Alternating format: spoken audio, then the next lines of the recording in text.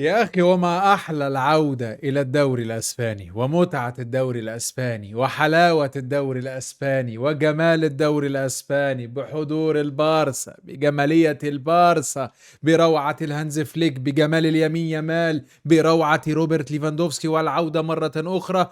ولكن لا تستطيع أن تتخلى عن خوازيق ماركو أندري تير شتيجن. ولكن عزيزي المشاهد الكريم، قدر أن يفوز نادي برشلونة في المباراة الثانية ليه في عمر بطولة الدوري الإسباني هذا الموسم أمام خصم صعب وسخيف وعنيد ورخم بلغة الكورة، وهو أتلتيك بلباو، على ملعبه وسط جمهوره، على ملعب المونجويك البديل المؤقت للكامب نو، بنتيجة 2-1 زي عادي جدا، مفيش حاجة زي الجولة اللي فاتت قدام فالنسيا في المستايا، نفس النتيجة. انتصار مهم، وانتصار ما تقدرش تقول عليه غير انه مستحق.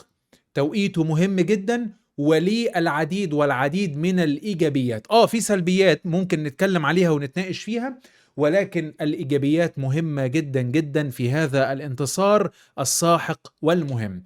على العموم، ما تنساش تعمل لايك وشير وسبسكرايب وتدوس على جرس التنبيهات عشان توصل لك كل الحلقات اللي بتنزل اول باول على طول، وتتابعني على كل البلاتفورمز المختلفة للسوشيال ميديا عشان تعرف كل ما هو جديد اول باول. وحط تحت اول يعني جديد دي ايه 100,000 خط، عشان كل شوية اضيف لك حاجة جديدة. طيب، خلينا نقول انه برشلونة النهارده دخلت بتغيير بسيط جدا في خط النص او التشكيله. التشكيله كانت هي تير شتيجن في حراسه المرمى، نفس المباراه الاولى قدام فالنسيا.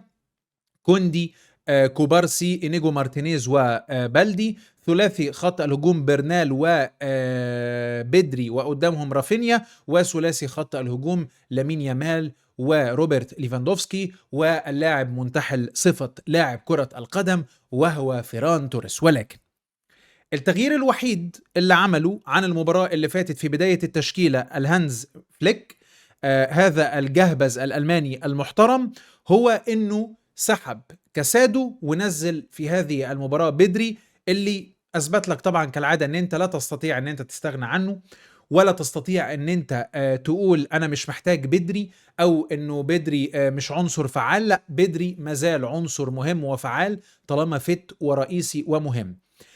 والحالة العامة والشكل العام للفريق بيقول لك انه هانز فليك شبه مستقر على تشكيلة وعلى فورمات وعلى خطة حتى هذه اللحظة. هو بيجرب. يعني انت الماتش اللي فات بدأ ببرنال وكاسادو مع بعض وقدامهم رافينيا، النهاردة برنال وبدري وقدامهم رافينيا. ممكن الماتش اللي جاي يبقى بدري وحد تاني مكان برنال.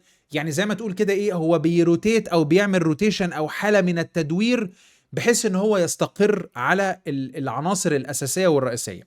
في عناصر اساسية ورئيسية في الفرقة، مفيش غنى عنها طبعا. تير شتيجن للاسف لانه مفيش غيره، وهنتكلم عليه بالمناسبه.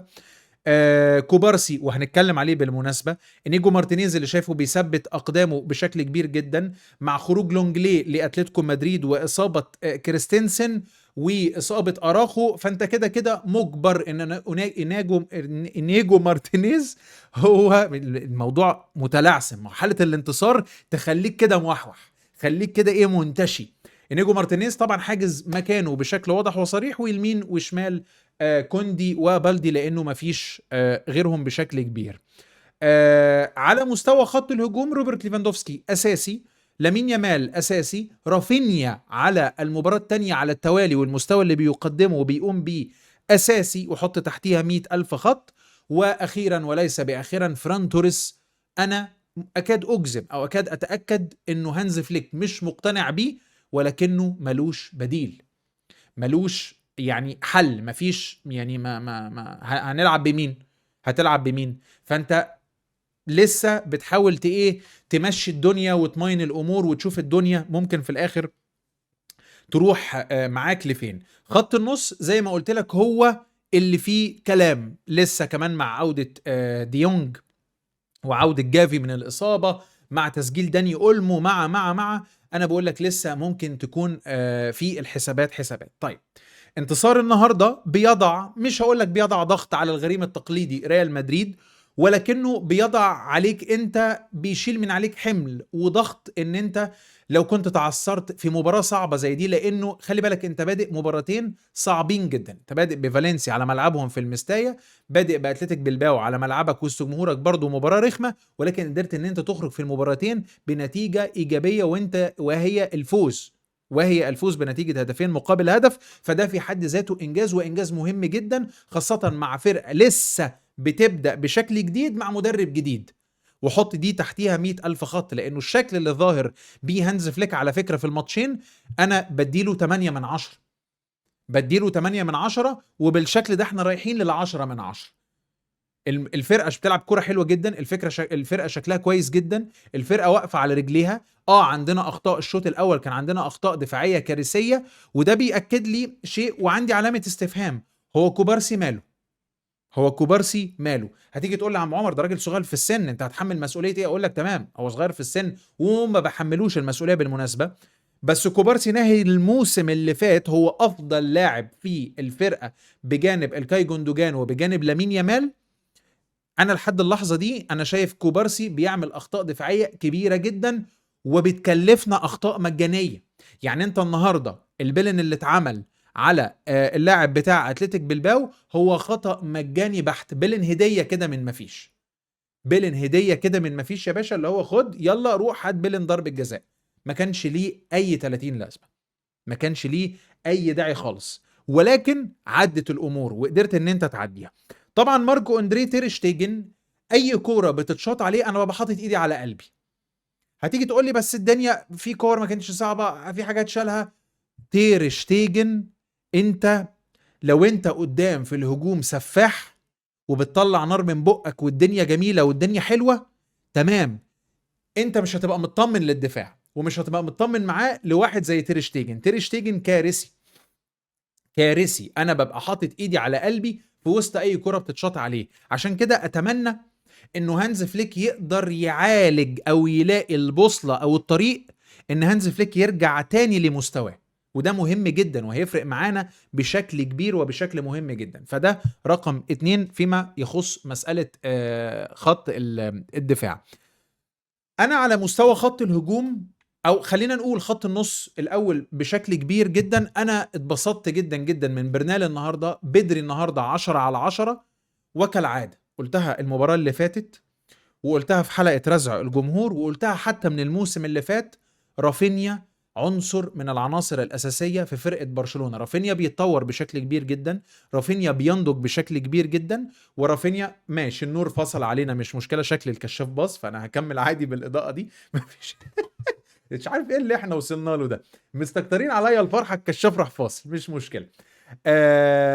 رافينيا بيتطور بشكل كبير وعنصر فعال، وخاصة في المركز اللي هو فيه 10 على 10.